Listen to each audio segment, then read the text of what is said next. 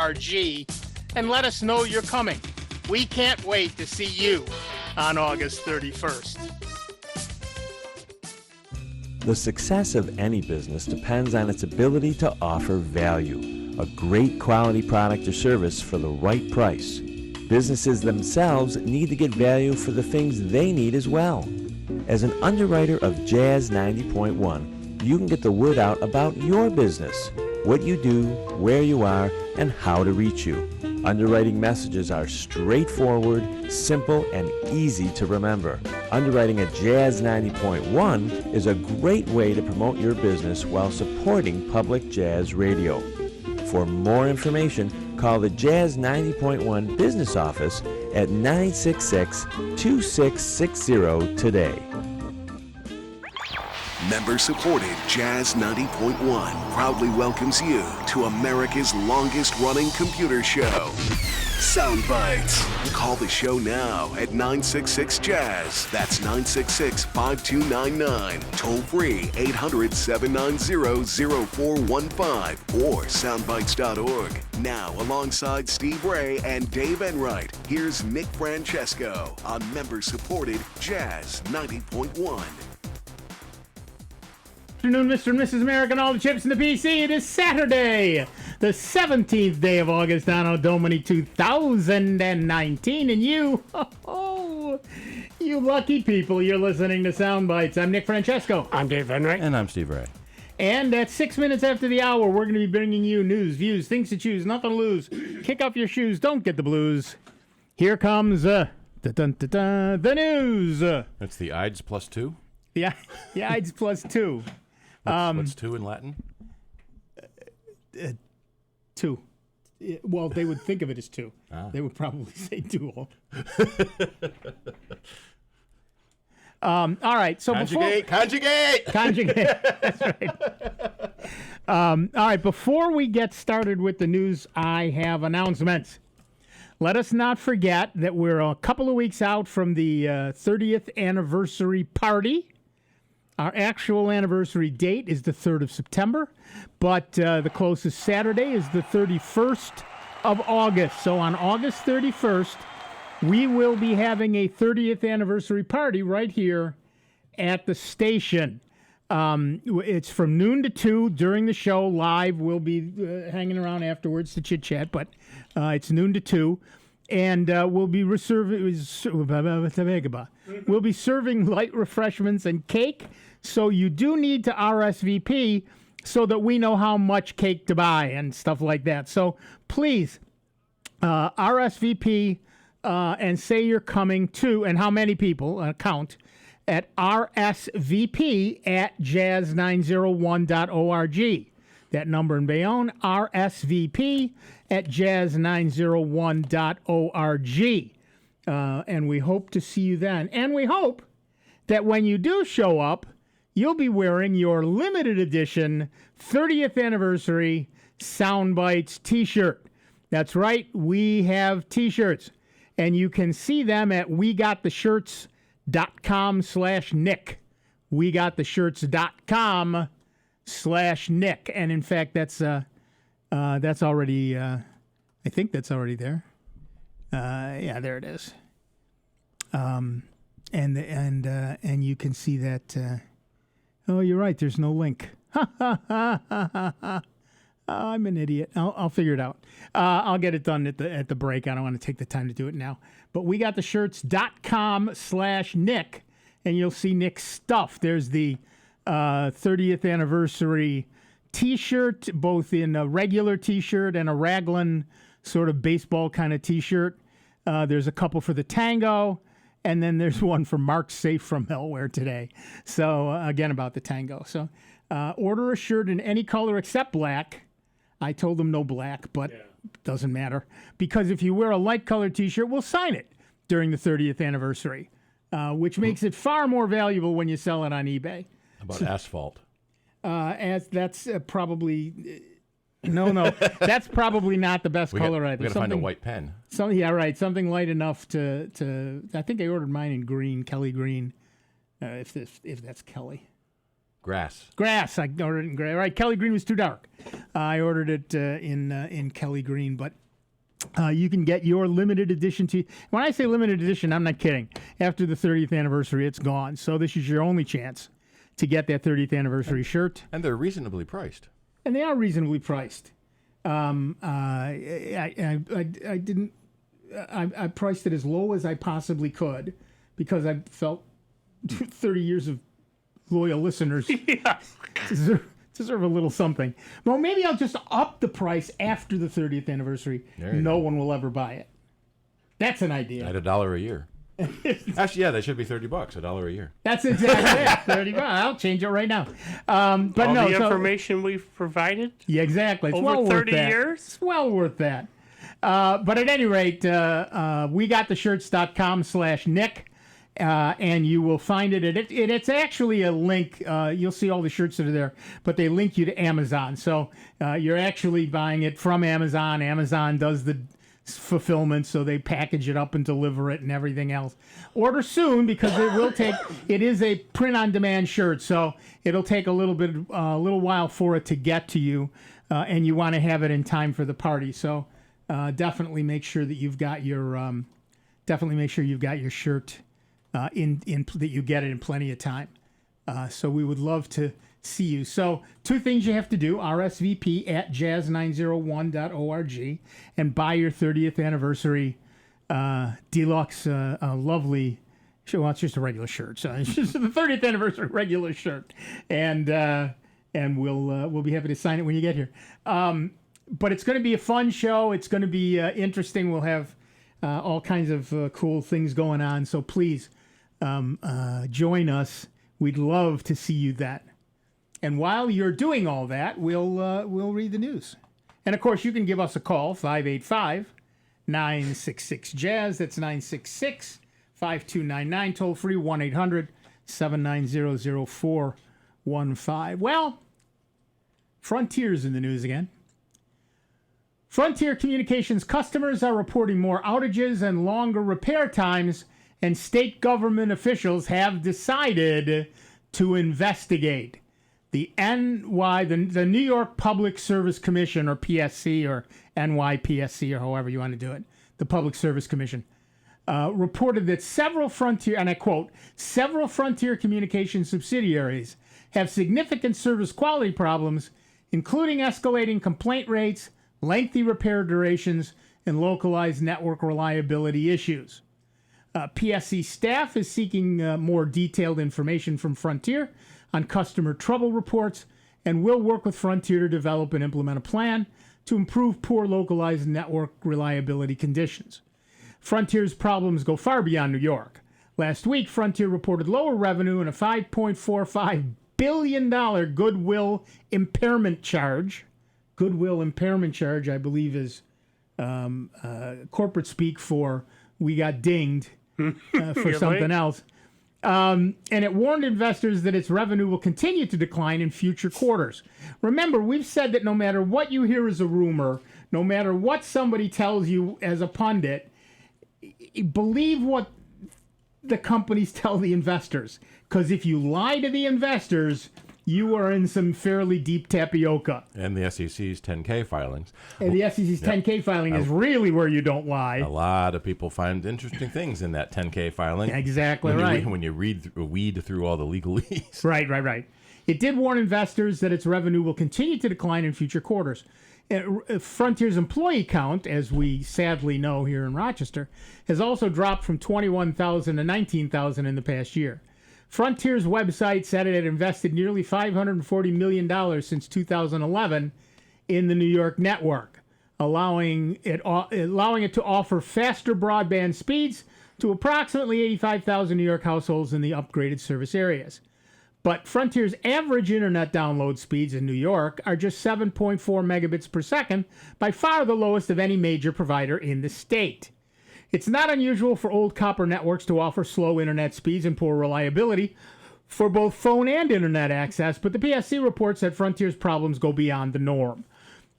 One standard the PSC uses to judge network quality is the percentage of central office entities or switches that have 5.5 or fewer customer trouble reports per 100 access lines per month. That isn't a hard standard to meet, as all but 8 of the 61 phone companies achieved the minimum service requirement in 100% of their measurement opportunities, the PSC said. 4 of the 8 that failed to do so were Frontier subsidiaries that the PSC is concerned about. Another measure is the number of annual complaints made directly to the PSC. Most complaints are made only to the companies themselves and not to the state government, so this rate tends to be very low. Only 7 of the 61 companies had any complaints made directly to the PSC during 2018, and 3 of those were Frontier subsidiaries. Frontier said it takes the PSC concerns very seriously and is committed to delivering quality service to the New York communities and customers we serve. We will review the report and respond to the Commission in the appropriate forum.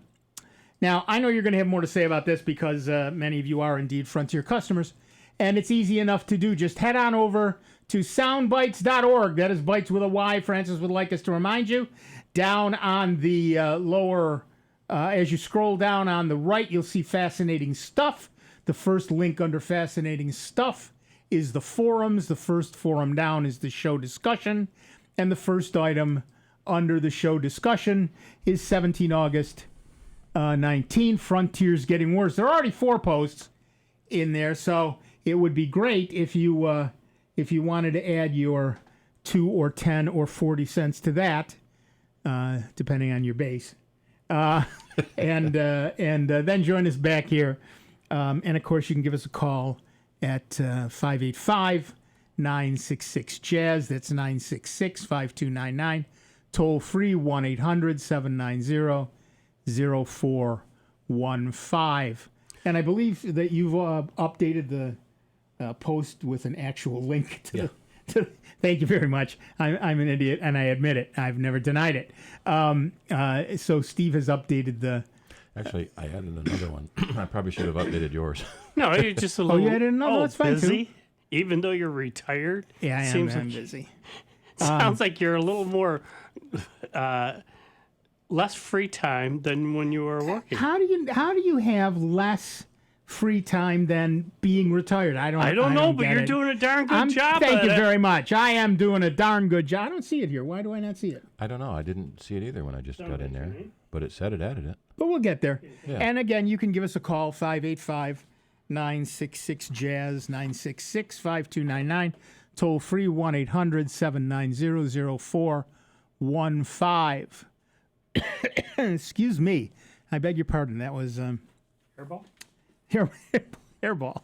I don't even want to talk about hairballs. I have a cat. Yeah. Back to That's Frontier. what I mean. Yeah. Back to Frontier a second. Because Frontier is a local company, a lot of people don't realize that they do offer service across the country, and they have been purchasing a lot of landline companies that used to be Verizon and some of the other landline carriers who are getting out of landline business because mobile is where the money is. They're getting out of it, and Frontier's getting into it as millennials and newer, whatever they're called. Yeah, post-millennial. Post-millennials don't buy landlines ever. Yeah. Most homes, you can ask folks, don't have a home phone anymore. Right. They've done away with them. Right. And so they're having a hard time keeping customers, or having a hard time growing their revenue. Really? Well, And they have a pretty bad DSL is reputation. forget it. I mean, Yeah, DSL is so much slower. I just saw a TV commercial for a new satellite internet company coming online, and they're going to give you 25 megabit. Ooh. Yeah, that's Well, what but I you know thought. what? But if all you can get is DSL, that's the part of the problem. In a lot of the rural areas, all you can get is telephone DSL. Right. yeah. And satellite traditionally has been too expensive and not much faster anyway. Right. So it's the new HughesNet service. As they're getting faster services, better satellite coverage, and lower prices, now satellite's becoming a viable alternative. for the places that can't get, Yeah. you know. We had a customer couple that were they both retired and they got a motorhome and were driving around the country. He had a satellite dish on the motorhome for internet service. He said he could drive 2 or 3 hours before he had to stop and re-aim the dish so his wife could stay on the internet. That's love. That's definitely love. Because otherwise she'd be nagging him. What did you turn it there for? What did you go so slow for? What did you do this for? Just keep driving straight, honey. Yeah. All right, to the phones. Our first caller is Mark from Greece, New York. Hi, Mark. What's up? Hey, guys. You know, other than funds, what is Frontier's fear of fiber? They don't have it. They purchased a ton of fiber from Verizon, and they started cutting back on it. Well, that's a lovely question, and I don't have the answer to that. I suspect fiber is more expensive to run. Why would it be? No, hold on. Fiber's got to be cheaper to run. Well, I suppose the nodes are more expensive. Well, I would think so, as compared to copper. Well, the big problem used to be that fiber didn't bend very well. Right. But Corning has got some amazing new fiber that. Yeah. In fact, they have a demo down at their museum in Corning. They have like a mile of fiber wound up in like a spool on the desk, and you shine a light on, and it comes out the other end. Yeah. Nice. I agree with you, Mark. I don't know why they don't do fiber. They got into Fios, and then they started cutting back on it, and then now I heard we have another fiber optic company trying to set up a network now. We have Greenlight. Yeah. Besides Greenlight, yeah. I heard there was another one. I don't know what the name is. There's one called FiberTech. They are mostly targeting businesses. We have several of our customers are using it, and it's more expensive and slower than Greenlight. So, but they have more. They have a more guaranteed uptime commitment. What's that term for that businesses need the guaranteed uptime? 5 nines. 5 nines, yeah. Yeah. Because I heard just recently that they were planning on now expanding into the home market. Oh, that would be interesting. I will say this. Oh, I've had Greenlight since 2015, and it's gone out, I want to say, 3 times. Once was a backhoe, took out a thing. Another was a lightning strike that took out a whole neighborhood. Right, and I don't remember what the third one was. And then just recently I had a whole lot of trouble with it, but it wasn't them. I had screwed around with my router and... No, that's a no-no. That's entirely on me. And I was angry, and I didn't know what was going on. And then I suddenly realized, you know what? I bet it was me. And it was. When I put it all back, it was all fine. If they seriously want to be competition for, say, not even Greenlight, but for cable, like Spectrum, bringing that Fios in would be a hell of a move, and I think a lot of people would go to it, especially if they had a good introductory rate. You know, people are always switching for introductory rates. Right. And part of the problem is the cell phone companies are pushing cellular internet.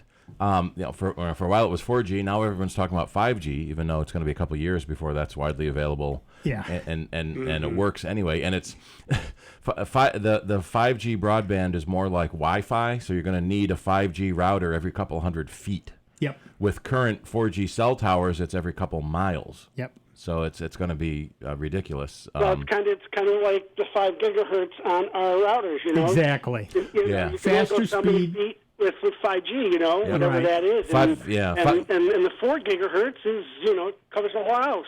Well, the 2.4 gigahertz is crowded, which is why the routers started doing 5 gigahertz. Mm-hmm. So 5 gigahertz is less crowded, but it doesn't go through walls as well. 2.4 gigahertz. And it has a less less distance. Less distance, yeah. 2.4 gigahertz is more crowded, and it doesn't go through metal as much. So if you have a kitchen in the way, that can be a problem. Your microwave oven is 2.4 gigahertz. And so every time you turn the microwave on, you're going to slow down your internet service. Because I love my 5 gigahertz. The junk band. It covers my whole house. I got a side split, and the router's right in the middle of the house upstairs. And the 5 gigahertz covers pretty much everything. You may lose a bar when you go down to the bottom bedrooms. But that's about it. Well, and that's just it, Mark. If you do a good site survey, which not everyone can do, or you just reasonably think about the way your house is laid out, which not everyone does, you can pretty well cover a decent sized house with 5G. But a lot of people, a friend of mine, for example, his office, his home office, is in one corner of the house, and that's where he put his router. Well, And guess that's- what? Half the house can't get at his signal, but the neighbors are all good. And that's often the problem, because when they run the cable or fiber or whatever it is into your house, they want to go into an outside wall. And so that's where your router usually ends up going. Yeah, they wanted to put mine in my laundry room at the end of the house, and I'm going, I don't want my router there. First thing, I want my main computer to be hardwired. And I said, how good is the signal going to do going through all that plenum Right. that's in that laundry room? Right. I don't want that, and they gave me a hard time. But, I was a new customer. I was paying for install. Install it. Yeah. That's the way to do it. They, you did the right thing. Or let them put the main, junction box there, and then run an Ethernet to where you want to go, and put your wireless router in the middle of the house. Yeah. Yeah, that's what we did. We had ours come in, on the side of the house, and then from there we wound up running a Cat5 cable and into the center of the house. Yep. And I mean, our, as far as wireless is fantastic. And then I just put a booster upstairs on the second floor, because with my house, like Nick's, it's got the chicken wire in the walls, Yep. because the house was built in 1928, lath and plaster. But I mean, I get great coverage. I can sit out on the front porch, or upstairs, all the way up into the attic. Yep. And it just depends on how good your router is, and second, where your router is. Yeah. And And if people are smart and they're having a hard time with their wireless, invest in the Google router. Yeah, the new mesh networks from Google and Eero and the other companies, they tend to work better because they're designed to have a satellite router. Before there was mesh, there was the wireless distribution system, the WDS, where you would have a repeater, and that often didn't work well. And I've run into a lot of people where their repeater has a different wireless name than their main wireless, and that doesn't make any sense, because then you have to manually switch between them. But with the mesh network, they all talk to each other much better. So you have your main router where your internet service comes in, and you can easily put mesh routers around the house.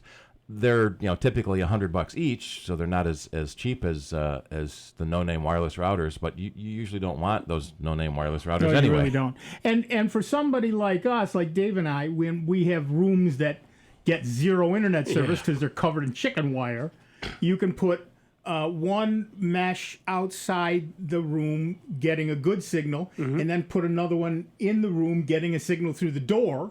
Yeah. And you now have internet access in that room, which you didn't have before. And I can even put one at one end of the house, and then put another one out in the garage and cover my backyard. So it's really a lovely thing. I mean, I think it's well worth the money, because I installed one for my sister, who's got a house from oh God, very old, down in Charlotte. Yeah. And it works beautiful. She was so happy. She goes, "It's the best money I've ever spent."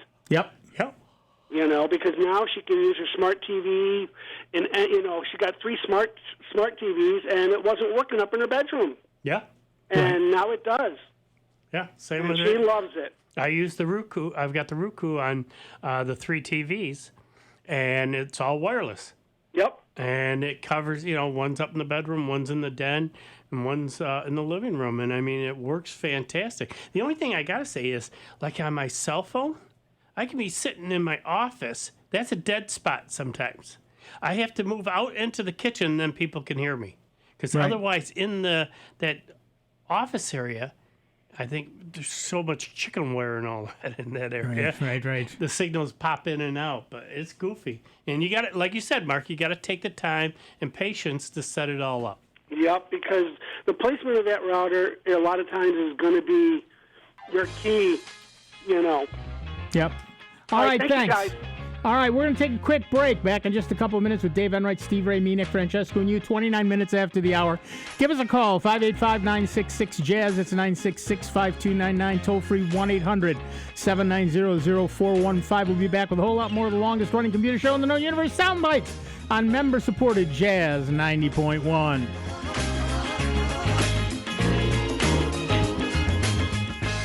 Computer talk you can understand. More Sound Bites is next on member-supported Jazz 90.1. If you want to support Jazz 90.1 a lot, but your budget says only a little will work, there is a way. It's called the Jazz 90.1 Jazz-O-Matic membership.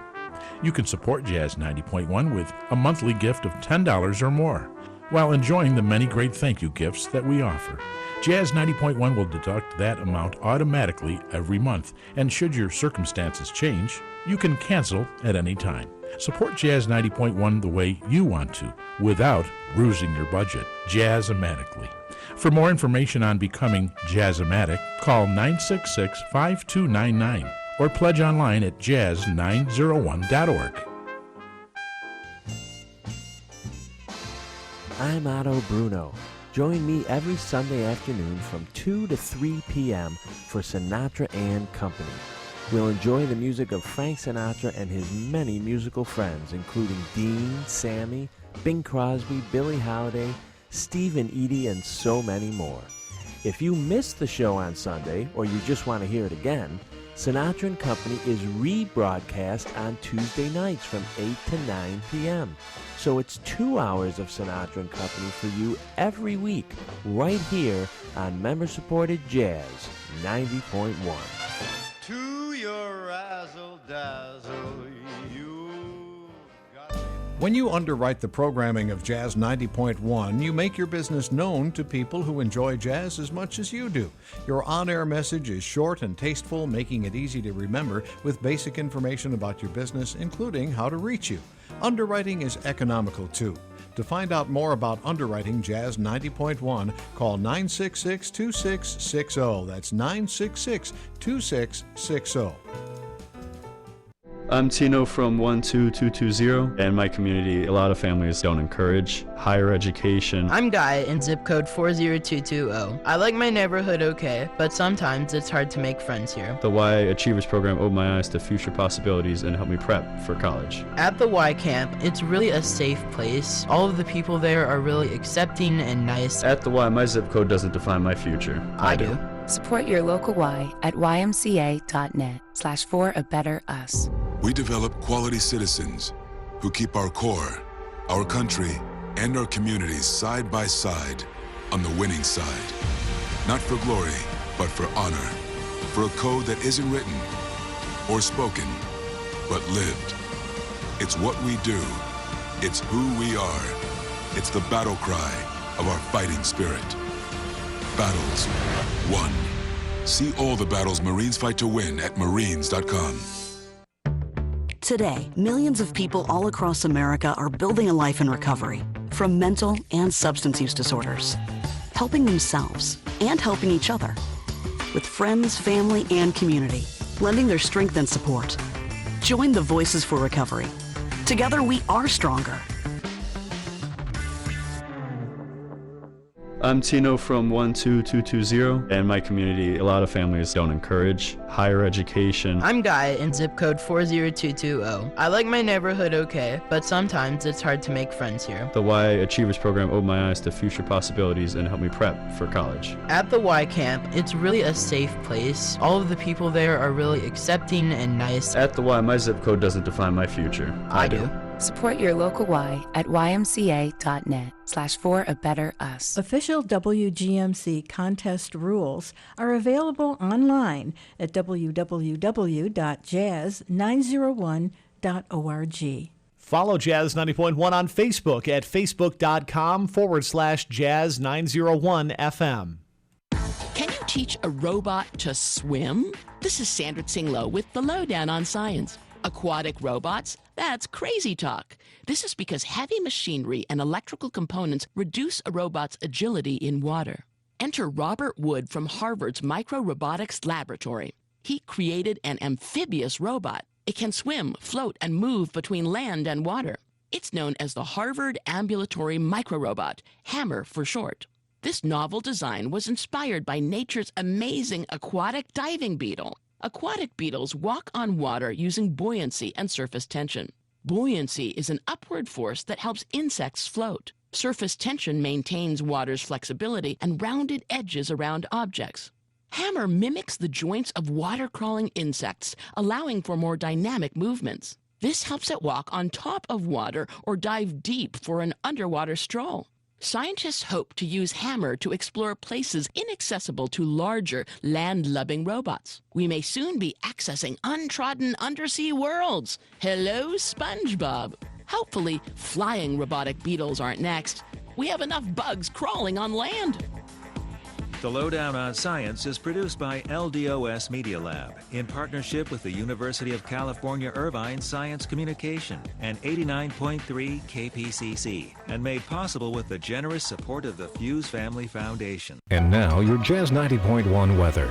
A summery weekend shaping up for Rochester, Western New York, and the Finger Lakes. Watch for a strong thunderstorm early on in the day on Saturday, signaling the arrival of warmer air. We'll have hazy sunshine later into the afternoon, the high temperature in the middle 80s. Tonight brings patchy clouds and moonlight, the overnight low temperature into the mid-60s. Intervals of clouds and sun for Sunday. A rogue thunderstorm not out of the question, but most stay rain-free on Sunday afternoon. Sunday's highs into the upper 80s, and we're closing in on 90 degrees by Monday. I'm meteorologist Josh Nichols for Jazz 90.1. And currently right now, it's kind of obvious. We got cloudy skies, light rain out there. It's 69 degrees out at the airport and 69 here at member-supported Jazz 90.1. Hello, this is Paul Conley. Join me early on Monday morning from 1 a.m. to 6 a.m. on member-supported Jazz 90.1. Welcome back, everybody. I'm Nick Francesco. I'm Dave Enright. Man, he's Steve got Wright. that music. He's got Because we're rocking that Casbah. That's right. And at 36 minutes after the hour, we are Sound Bytes. And we have Joanne from Greece, New York on the line. No, we apparently do not. Sorry. Don't know what happened to Joanne. Please call back, Joanne. And we'll see what happened there. Stuff happens. Try it again. Dang it. Hold on.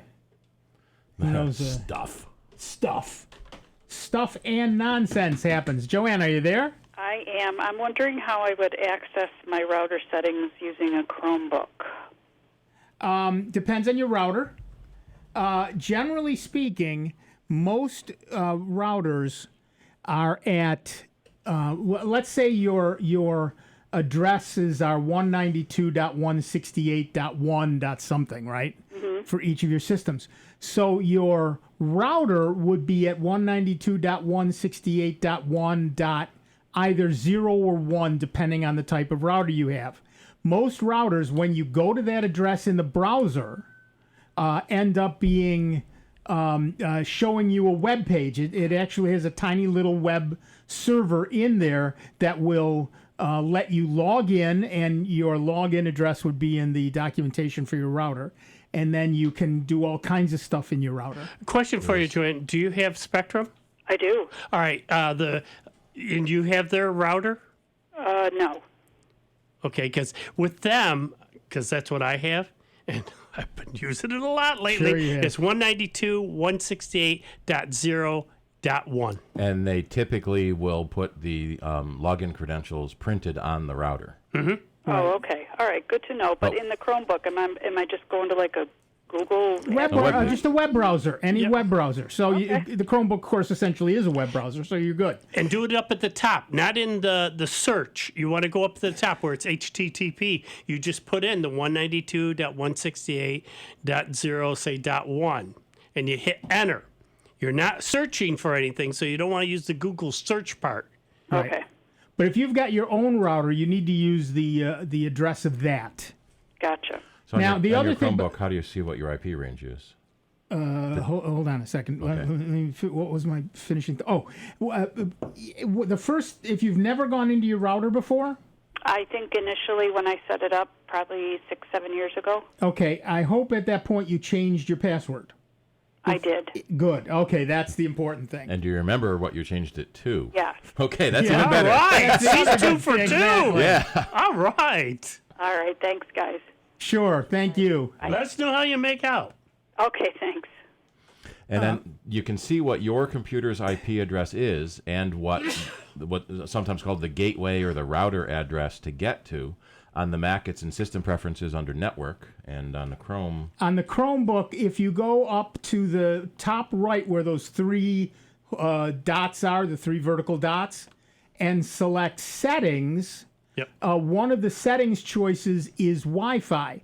And you'll see what your Wi-Fi is. Click on that, and it'll Show your give you IP. it'll give you the various Wi-Fi networks that are available. Click on the one you're connected to again, and on that next page, it will show you your IP address.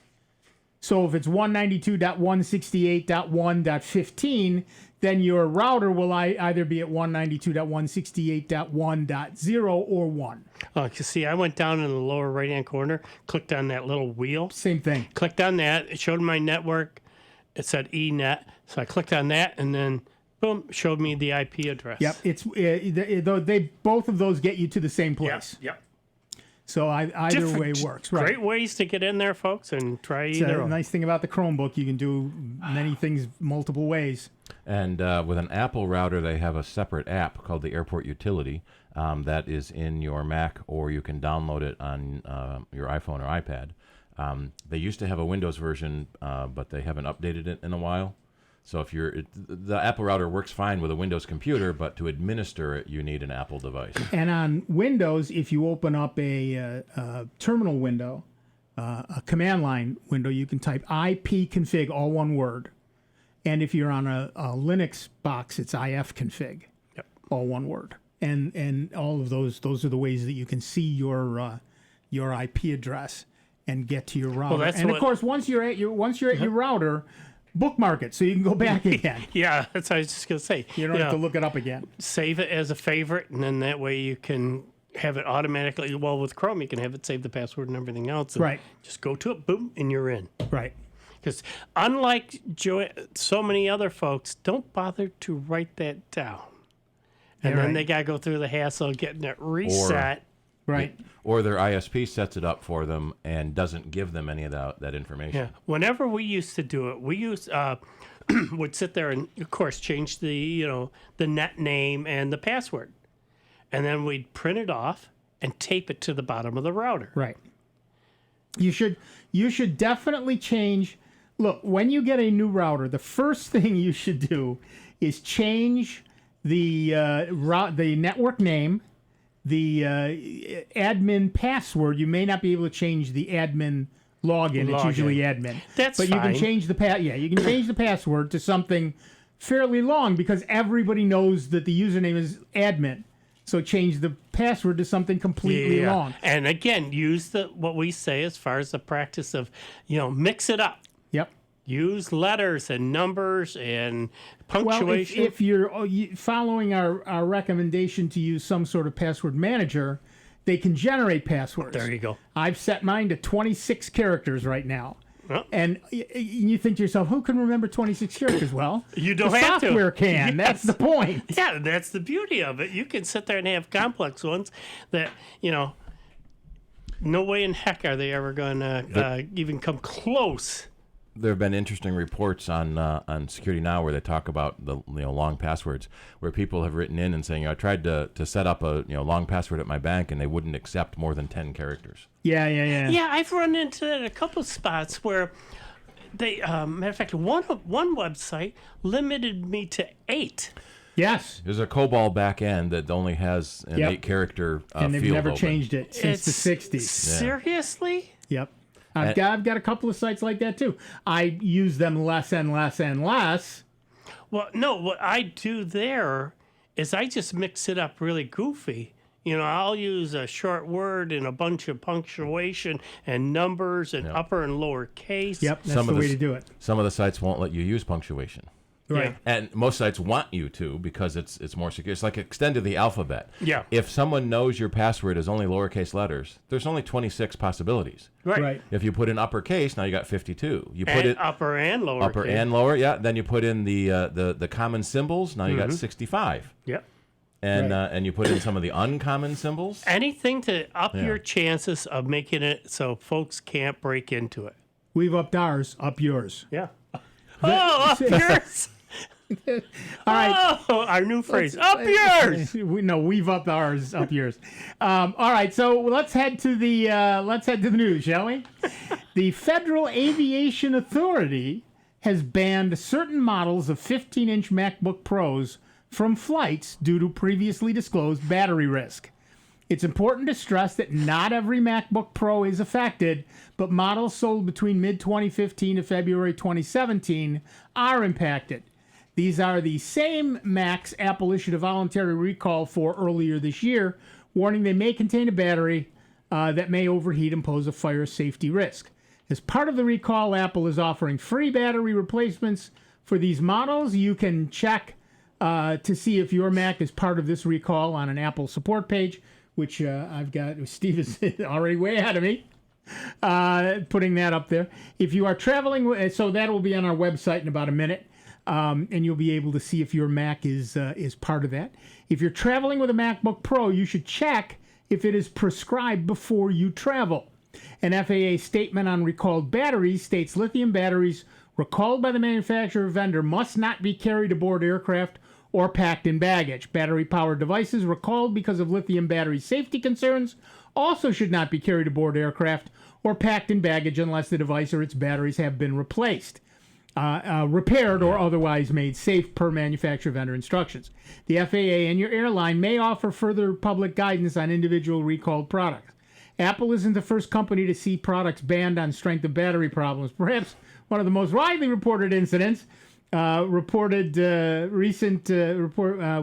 reported recent incidents in 2013 saw a flagship Samsung smartphone, the Galaxy Note 7, Flamin' Dave Enright knows all about those, banned from flights following widely reported explosions that took place before the product even shipped in great quantities.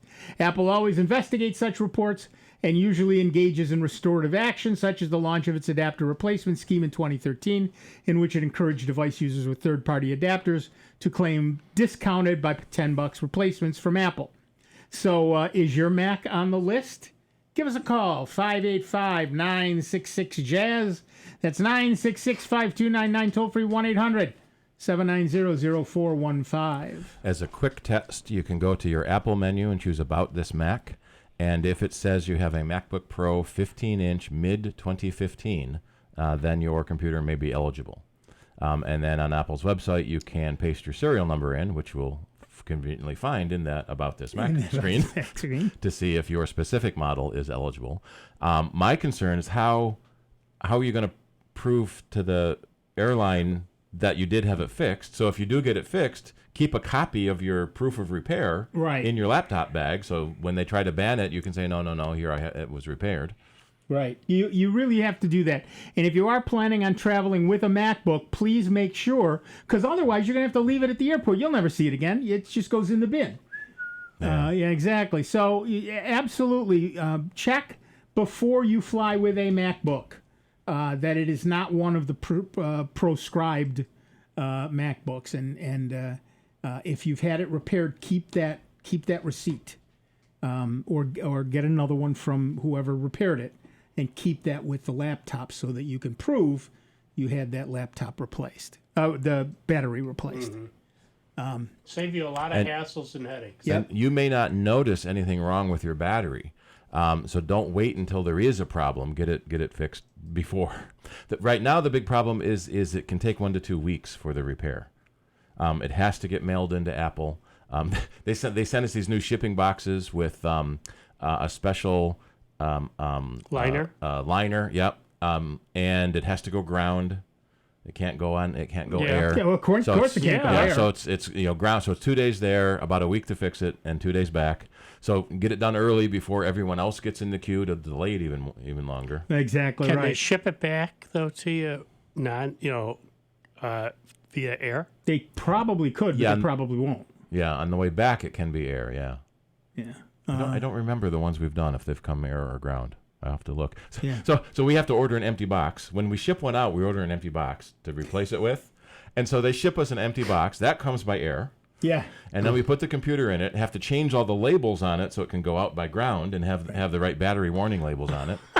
It's UN 3481, battery contained in equipment. There you go. We had to take a battery safety test. We had to know all the difference between the lithium batteries, the lithium metal, lithium ion, how much lithium in each battery counts. as to how much Total charge? Not in total charge, the total weight of lithium. Sure. So if Okay. you have less than 1 gram of lithium in like a coin cell battery, it doesn't have to be labeled. But then if you put a whole bunch of those in a single box, so the total is more than 5 kilos, it has to be labeled differently. 5 kilos, that's 10 and a half, that's 10 to 11 pounds. Yeah. That's a lot. Which is a lot of lithium. That's a Also, lot of That's a lithium. lot of It's a battery. Yeah, Typically, yeah. that would be the battery company, shipping back a whole bunch of bad batteries. But that's still a boatload of batteries. Yeah. Especially if they're the Or I round suppose, you wafer ones. Yeah. Right, you ship 11 pounds of battery to someone hoping it blows up in their face. Maybe that's, Well, see, the cargo. It's a new murder mystery. I didn't know it would blow up. The cargo trucks have now special, probably steel reinforced cargo containers just in case there's a breach. But we've been trying to find some place that will accept lithium batteries for recycling. Batteries Plus down in Jefferson Road, they'll take them if they're not already swollen. Right. But when they're swollen, they're defective, and we haven't found any place that will take a known swollen battery. So what do you do with them? Ship them back to Apple. Well, yeah, there are companies that you can pay to haul them away. There you go. Could you put them in a box and ground them back to Apple? They'd probably refuse it and send it back to you. Well, they're bad. I wouldn't put a return label. You're getting rid of it. You're not going to get any money. Well, unfortunately, if you're shipping at UPS, they know where it came from. So you have to have a hazardous waste recycling center. Even the regular recycling companies, they often draw the line at lithium batteries, good or bad. But a known bad battery is one of the problems. Right. So we found some places online where you basically get a barrel, and you fill it up and send it back, and it's several $100s. Yeah, I don't doubt that. If they're hazardous material, you're gonna pay for that. Yep. Well, and they tell you don't throw away batteries, don't drop them in the trash. Yeah, any type of battery is hazardous material that needs Right. to be disposed of properly. Right. So it is kind of neat that there are several companies that do accept used batteries as long as they're not swollen and breached. Right. All right, to the phones. We have Bill from Arundequoit, New York. Hiya, Bill. What's up? Hi, Nick. It's Bill. I have a question. I'm trying to help my wife embrace a Chromebook that's fairly new to her. Good for you. Good for her. She has also RoboForm, and she has 2 Google addresses. And we're having trouble with using RoboForm in some instances. It's coming up and saying you need to update to a different browser. Huh. And Yeah, that's what I said. You've installed the RoboForm extension from the Google Play Store? No, I think I took it direct. I did see that note, though. Yeah. So you may have to do that. You need to start there, I believe. Although RoboForm does have a direct-to-download. Yeah, but I don't... That's probably for the Chrome browser, not the Chromebook browser. Right. So start by downloading the RoboForm extension for Chrome, and that should do what you need to do. There is a. Are you using it for passwords? Yes. Yeah, there is a well. That's no. That's for your. Yeah. So try that. Start with the. It doesn't integrate directly on a Chromebook. You need, I believe, it requires that plug-in to the Chrome browser. Okay. All right. Because there's all kinds of problems with it, with hers, and mine, of course, works perfectly, and you can understand. What version of the Chromebook do you have? Maybe the Chrome OS needs updated on one of them? Yeah, I don't think so. You know us, guys. Yeah. But I Bill don't and know Pam. what version of your Chromebook you have. Yeah, hers is the newest one. I think it's not more than 7 months old. In that case, if it's a new one, it will run Android apps.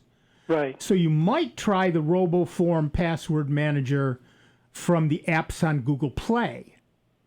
Okay. right? So if you should be able to go in your Chromebook to Google Play and download apps from Google Play, and they will run on your Chromebook. That should, if the other one doesn't work, that one should. Okay. So So it's I kill pretty much what a I've got. standalone product. Kill what I've got on her computer and bring it back up with all her information and in those other two. Yeah, give one of those a try. If it doesn't work, try the other one. Start with the extension. Yeah, start with the extension. Okay. All right, that sounds good. We had lots of fun with it last night. Trying to figure out what was wrong because only some things didn't work. And actually, I tried one of the things, which is a log on to Cole's website, credit card, and on my regular Windows 10 machine, and it told me the same thing. Update your browser. Oh, really? So I was wondering, because of that, I thought maybe it's a problem with that particular website. They haven't updated something or... Yeah, you're going to hit, and that's the other part of the problem, isn't it? It's not just your end, it's the other end as well. I've seen that in some places. Some things work great everywhere except one or two sites. You have to think it's those sites. Right. So you're relegated to guessing, though. I agree, and that's horrible, but it is what it is. It's that sometimes happens that way. Yeah, trying to eliminate things as I go along. And I called you guys for help. Thank you so much. Thank you. Good luck. Have a good one. Thank you. You too. Bye-bye. Bye. Yeah, one of the things that we are constantly bemoaning is the fact that there are so many pieces and parts between you and the other end that the issue could be anywhere. Excuse me. Like I said, when I was having problems with my system, it was because I had changed a DNS setting, which should have worked great.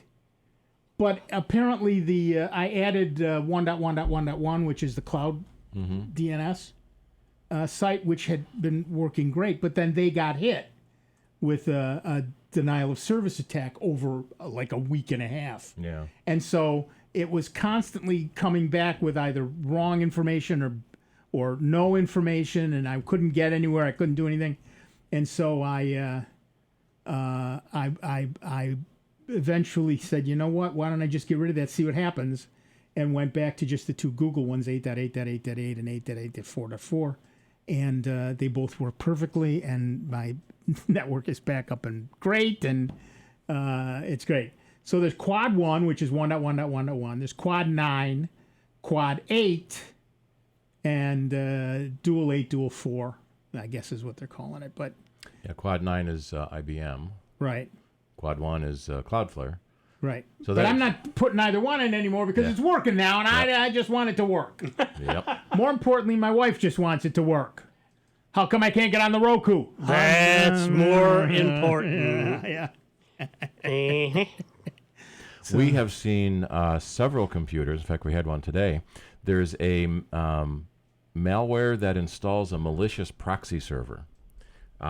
So it puts a proxy host in your settings, and then all of your internet traffic goes through this proxy. Yeah. And so the first effect is That's essentially the way VPNs work. right. And this is a malicious program that you accidentally install from a malicious website. And what happens is the first effect is it slows you down. And then when that bad guy either gets caught or stops doing it, you can't get to web pages or you can't get your email because that proxy server is gone. So your computer is trying to talk to a server that doesn't exist anymore. Right. It will eventually give up, but no one waits for that eventually. Right. Yeah. All right. That music tells us that we've all wasted an hour of our lives with this nonsense. But do not fret, because we're only halfway through this, McGilla. We'll be back in just a few minutes with more of Dave Enright, too much of Steve Ray, me, Nick Francesco, and all of you. It is 15. minutes after the hour. I insult Steve every week, and usually he's just very quiet about it, and this week he took a swat at me. And we'll be back in just a few minutes with a whole lot more of the longest-running computer show in the known universe. This is Sound Bytes right here on the Truly Great, and truly grateful to you that we are member-supported, award-winning Jazz 90.1. Take a quick bio break. We'll see you on the other side. Online 24 hours a day, 7 days a week at soundbites.org. More with Nick Francesco, Dave Enright, and Steve Ray next on member-supported Jazz 90.1. WGMC Greece Rochester. A public service of the Greece Central School District. Jazz 90.1. On Facebook at Jazz 901 FM. In Portland, Oregon, the FBI is on hand in case an expected face-off between right-wing demonstrators and self-described anti-fascists gets out of hand. In Hong Kong, protesters are in the streets for an 11th consecutive weekend. Correspondent Paula Hancock. Some tactics being used by protesters and police being criticised for being excessive. Both sides have now dug in, and it is no longer just a struggle on the streets. It's now a fight for public opinion. In dozens of cities around the U.S., rallies are planned today to try to make a statement about gun violence and gun controls. It's still sweltering outside, but thinking back to last month, July 2019 was the hottest month on record. Not only was it the warmest month globally, but it was the 415th consecutive month with above average global temperatures. Meteorologist Derek Van Dam on the numbers that were confirmed by government forecasters this week. I'm Jan Johnson. It's hard to keep track of all the health information that comes your way, but you still want to make the right decisions. Here's an easy one. Get tested for hepatitis C. It's a leading cause of liver cancer and often has no symptoms. People born from 1945 to 1965 are 5 times more likely to have hepatitis C. The good news is that now it can be cured. Talk with your doctor about getting a blood test for hepatitis C. Know for sure. A message from the CDC. As a Jazz 90.1 listener, you have the ability to leave a lasting gift to the jazz community. By making a planned gift, you can support Jazz 90.1 for many years to come. For more information, contact your financial advisor or call 585-966-2660. You can also find out more about planned giving by visiting www.jazz901.org. Dreaming of becoming a professional race car driver? Speeding around empty parking lots is a start, but going pro takes time. So does quitting smoking. It's not about stopping in one day. It's about starting with day one. You just need to take that first step. Get started on your journey toward a smoke-free life with the American Cancer Society. We'll give you the support and resources you need to quit smoking. The finish line is closer than you think. Learn more at cancer.org/smokeout. Sunday nights are Spectrum Sunday nights on Jazz 90.1. Spectrum Sunday nights. I'm up every morning with the sun. Start your evening at 7 with Jim McGrath and the Blues Spectrum, followed by the Soul Jazz Spectrum with Chuck Ankersall at 9. Spectrum Sunday nights. Then The Spectrum with Derek Lucas at 10. From blues to soul jazz to the spirit of jazz. Join us Sunday nights starting at 7 for Spectrum Sunday nights only on Jazz 90.1. Spectrum Sunday nights. Here's another I Love New York travel tip. A colorful 13-day celebration of New York's outstanding food, entertainment, and technology is coming to Syracuse August 21st through September 2nd at the 174th edition of the fun-filled Great New York State Fair. The fair boasts more than 375 acres of animals, exhibits, and displays, plus games of skill and midway rides. You'll enjoy performances from some of the biggest names in entertainment, including Ice Cube, Sheila E., Blood, Sweat, and Tears, Grand Funk Railroad, Rick Springfield, and many more. As always, there will be lots of mouth-watering food, including the best of New York's culinary bounty at the Taste New York store and the Taste New York Market. For more information on the Great New York State Fair, visit iloveny.com or dial 1-800-CALL-NYS. Find what you love in New York State. Hi, my name is Jeff Harris. Join me every Sunday, 5 to 7 p.m. for Big Road Blues.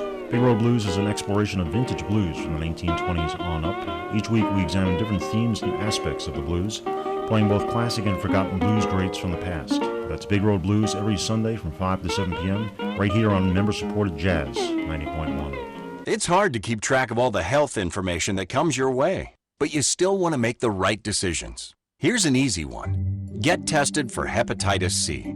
It's a leading cause of liver cancer and often has no symptoms. People born from 1945 to 1965 are 5 times more likely to have hepatitis C. The good news is that now it can be cured. Talk with your doctor about getting a blood test for hepatitis C. Know for sure. A message from the CDC. Hi there, I'm Nick Francesco, the host of Sound Bytes on Jazz 90.1.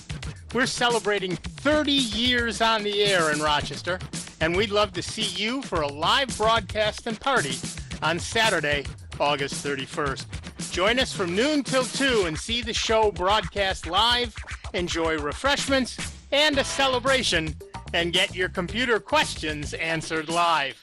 The event is free, but you must RSVP. Send an email to rsvp@jazz901.org and let us know you're coming. We can't wait to see you on August 31st.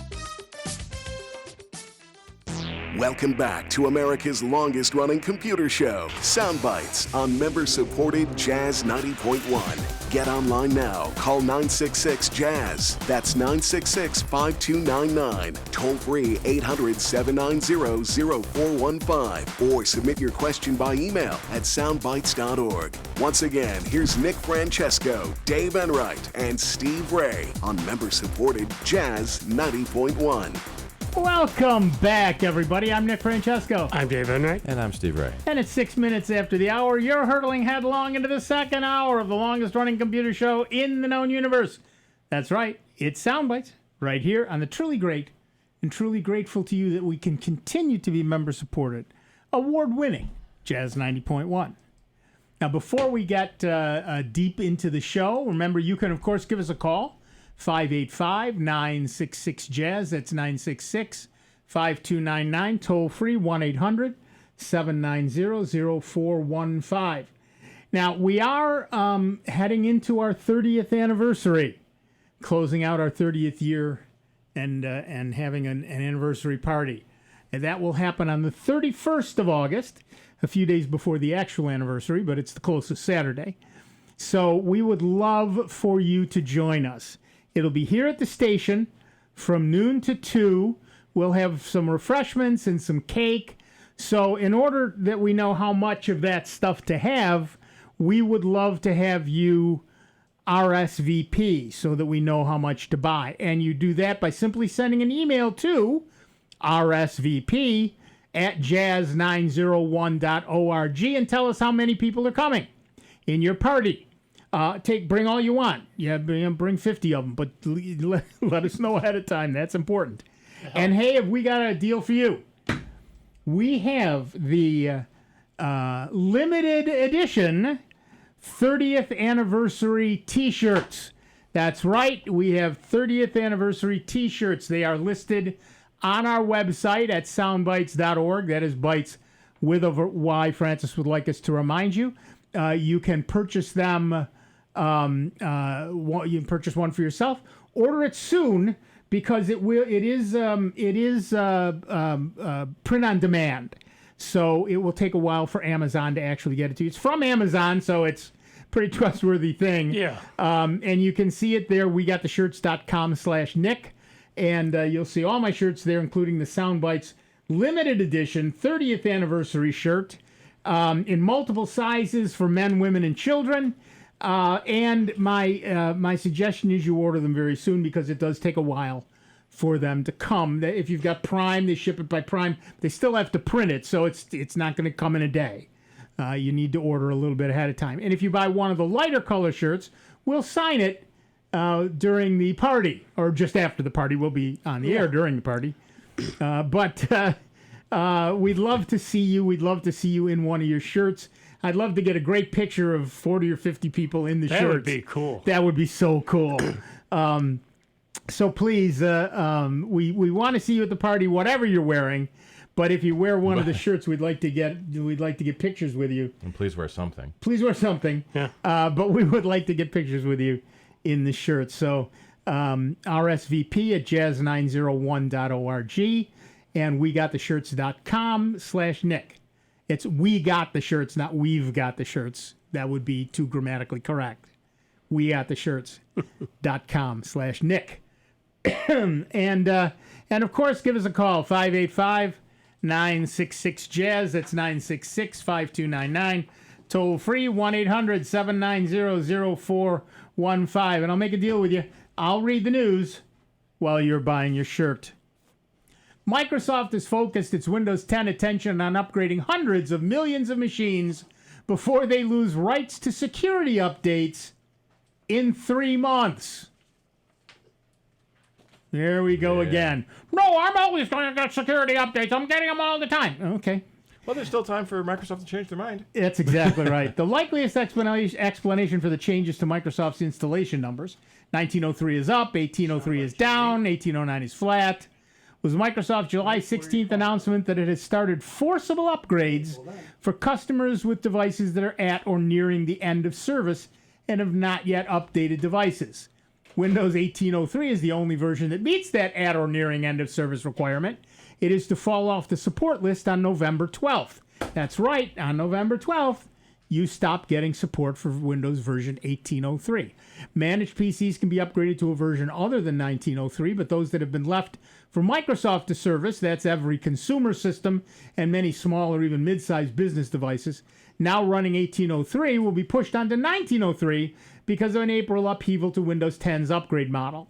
It was then that Microsoft had said it would add a download and install now option to Windows 10 Home and Windows 10 Pro for the first time, giving users control control over when they moved to a newer version of the operating system. But to maintain a secure ecosystem, Microsoft reserved the right to intervene when an upgrade support lifecycle came to an end. Users are being warned that Windows 10 Pro 1803 is getting close to end of support and that it's ready to upgrade to 1903 at the user's discretion. If the user doesn't pull the trigger, Microsoft will. I don't really need to say more about that. You can do it yourself. From the Start button, select Settings, then System, then About, then Device Specifications, then Windows Specifications. That'll tell you what version of Windows you're on. So are you running 1803 and are you ready for a forced upgrade? Give us a call. 585-966-JAZZ. That's 966-5299. Toll free, 1-800-790-0415. Just like Mike did from Henrietta, New York. Hi, Mike. What's up? Hey, I just want to know if you guys read, it's on the Drudge Report. I just saw that there was from the English paper, The Sun, about Google announced billions of passwords with a B were compromised. And first of all, I didn't know it was fake news, where they had the right logo and all this kind of stuff. But going through the story that gave you the background of what's happened. But at any rate, at the end of it, then they wanted you to subscribe to, I think it's called 1Password, and then the two step notifications, which I think Yahoo uses anyway. And then at the end of it, it's I got the word subscribe to something else, and I just quit and gave you a call because I thought maybe if you had LastPass, if that LastPass is just a password, sort of an archive, isn't it? That wouldn't help protect you of being pawned, as they say. I don't think. No, none of that protects you.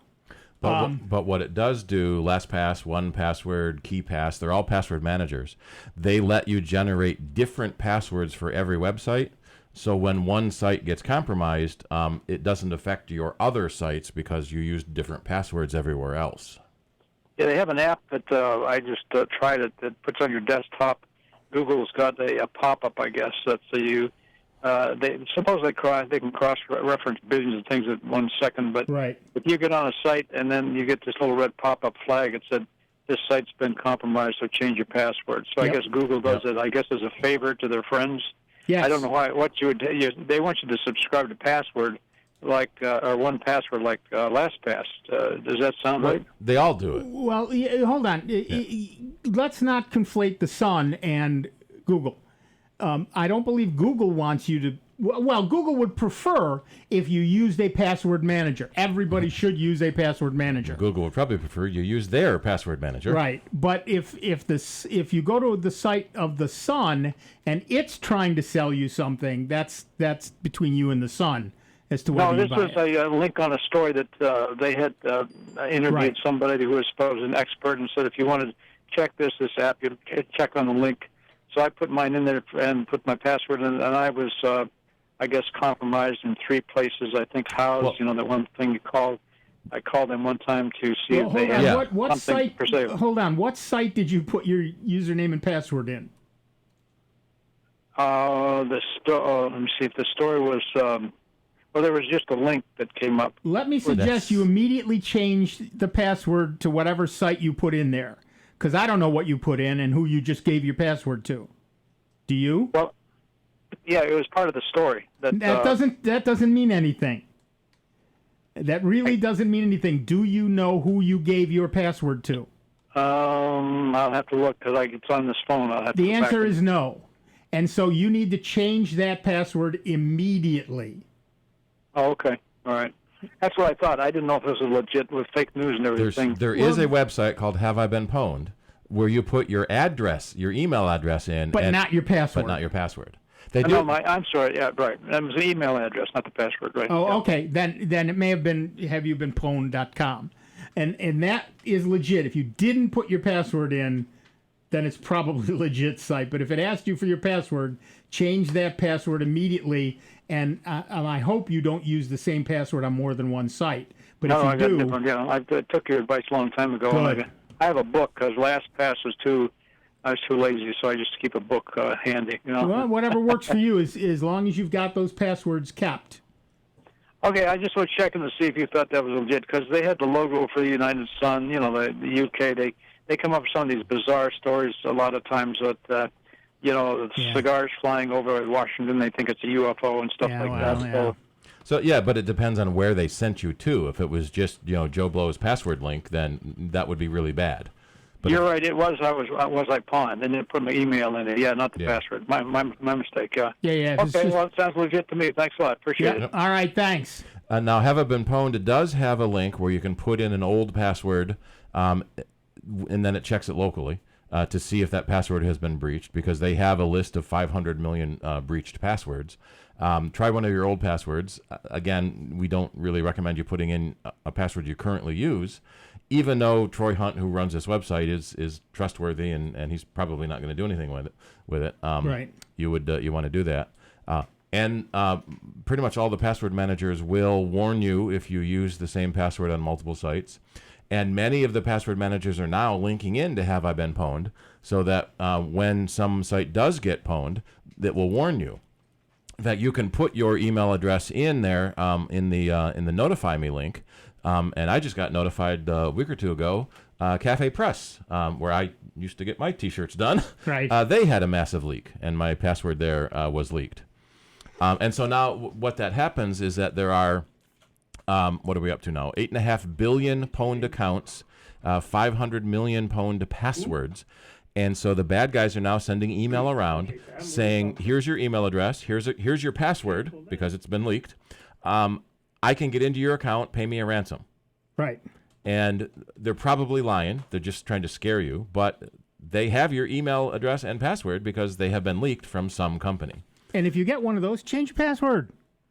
And also, never use the same password on multiple sites. Right. If you're using Chrome, and I should probably look up Firefox too, but if you're using Chrome, there is an extension from Google called Password Checkup Extension. And if you add that to Chrome, it will do that pop-up thing for you that says, "Oh, yeah, this has been compromised. You should change that." And on the Mac, if you go into Safari and Preferences under Passwords, you put in your password so you can see passwords. It will tell you if there'll be a little yellow exclamation point next to sites you use the same password on. Right, and you should never use passwords twice. One of the annoying things that I run into is Apple has multiple different domains for different services at Apple. So there's like iCloud Apple, and there's Mail Apple. And my password manager warns me that I'm using the same password for those different sites. Right, because they're all Apple. Right. But they're different sites at Apple. They're subdomains. Yeah. Yeah. All right, back to the phones. Our next caller is Tom from Greece, New York. Hiya, Tom. What's up? Hi. I got a question on Ubuntu system. I have music on my computer. I'm trying to rip it onto a CD. Do I need additional software or some kind of app to do that? Well, now, hold on a second. Are you trying to put it on a CD or take it off a CD? I've got a blank CD. I want to try to put it on onto that. Yeah, that's usually called burning. But that's okay. I thought it was called ripping. Ripping is when you take it off the CD. Because you're ripping it off. Burning, burning is the laser actually burns the disc, so that's where that came out. Okay, yeah. So I want to burn. A CD. What do I need to do? You're in luck. Ubuntu has, a lot of programs that will do that, but there are a number of ways to do it. One of the more well-known programs is called Bracero, Brasero, and you'll get basically GNOME. Yeah, GNOME. It's in your repository. It's in your repository. So what you want to do is the way you normally load software, you can find Bracero and load it. Right. Okay. I think I've got it in here, but it's not loaded. So let me just check. Well, the point is, hold on. The point is, once you do that, you just start Bracero, right, and then you load up the songs in it. You got to make a choice. You're going to make either an audio product, or audio project. They call them projects. You're going to make an audio project which creates a traditional audio CD that can be played in any CD player with a 72-minute limit. Or you're going to make a data project, which just essentially copies a whole bunch of MP3s over to a DVD, or CD rather, but you have to have a CD player that will play MP3 files. So you have to make that decision. Okay. But once you do that, you click on either audio project or data project. And there are other projects you can do, but we're not going to worry about those now. So it's either going to be an audio project or a data project. And let's say you're making an audio project, so it's just a regular CD that you could give to anybody to play in any CD player, right? Right. Just a regular. There would be an audio project possibly, or. Yeah, if it's just what you want is a regular CD, then it's an audio project. Yep. Okay. Then it's just a regular project. And what you do is you pick, now you follow the bouncing ball, but basically what you're going to do is pick the songs you want to copy onto the CD and then hit the little button. You probably have to pick your CD player if you've got more than one, and then you hit the button that says go, and it burn. It says burn, and then it burns. Okay, simple as that. It really is ridiculously easy. Bracero makes it all very simple, very easy, and you should have no trouble. Now, when it's done, it's then going to finish the CD. So wait. Sometimes it's called finalize. Right, finalize or finish the CD. Right, and it verifies it, and it does a whole bunch of stuff. It takes longer than you think because it really writes to it, then it verifies that it wrote correctly, then it closes up the CD, and then you can have it back. Yeah, so you should see it thinking in some way. Yeah, it'll tell you all of those things, and you get a bar. Some of them will even spit it out once it's finally done. And this will too. Right. So Yeah, just wait for it to wait. spit it Don't- out. Yeah, just wait. Well, I was doing it with my Windows pretty, no problem. But Yeah. this Ubuntu, I couldn't quite figure that out. So. Yeah. No, I get it. But you shouldn't have a problem once you get to the point where you're just following the bouncing ball. That sounds pretty straightforward. Yeah, it okay, is. thanks. Yep. Have fun. Yeah, the Google. And Google. Welcome to the 90s. Yeah, right. Burning CDs, yeah. Linux does have all of the stuff that you would expect everything else to have, but you do still have to know what it's called, and that's the real trick. Knowing what program to load to do a thing is not always that easy. So However, when he's looking for a CD ripping program, he's not going to find what he wants. That's exactly right. And one of the things that you can do is with the software center, as it's called, that Ubuntu comes with, you can usually search for stuff. So you could search for CD burner, and Bracero would come up as one of the choices. But as Steve said, if you're searching for the wrong thing, you're never going to get the right answer. I'll dress up, no place to go. Right, exactly. All right, we did have Sue from Greece write in. Sue! And it says, hi there. Link for the baseball jersey shirt on the We Got the Shirts not working. I ordered my T-shirt. See you on the 31st. Congrats, Sue from Greece. Thanks. The baseball T-shirt link is not working? What? That's what our loyal listener says. You're right. But if you use the T-shirt link, then you can order the baseball shirt. Yeah, I'll fix that when I get home. I apologize. I do not know why that did not work. I thought I tested all of them. Look at that. The Security Tango one works. I don't know. I'll fix it. Thank you, Sue. I appreciate that. Thank you for ordering a shirt. I sent her thanks. And we'll definitely see you on the 31st. It's going to be fun. We're going to have fun. I'm telling you that right now.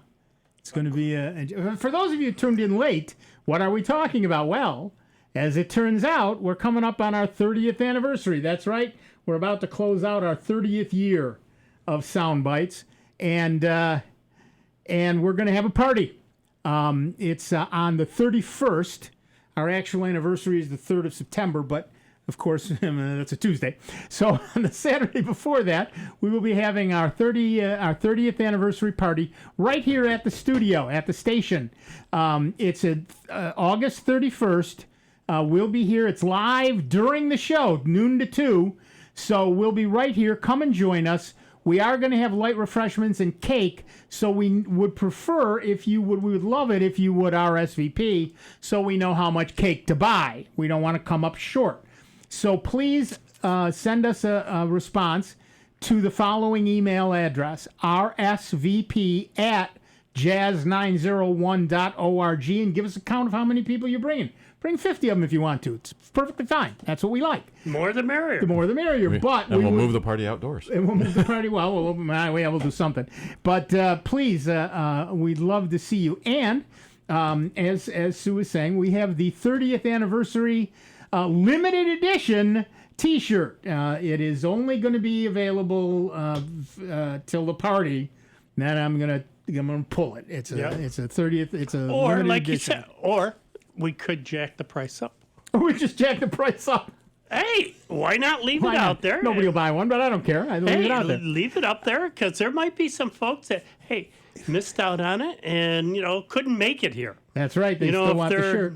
Yeah, they still might want it, but I've priced it about as low as it'll go, and because I just want people to buy the shirt. I'm not interested in making a lot of money on it, but I could jack it up later. I'd be interested in making money from the. at some point in my life. At any rate, well, we've only been doing this for 30 years. Exactly. And how much have we made off of it? Exactly. I'm still waiting for my check. Are you? Yeah, me too. I don't know. Mine must be in the mail. Yeah, Steve's getting rich. I think he's got to be. He's been cashing our checks. He's buying all the high-end Macs and all that. That's clearly how it happens, too.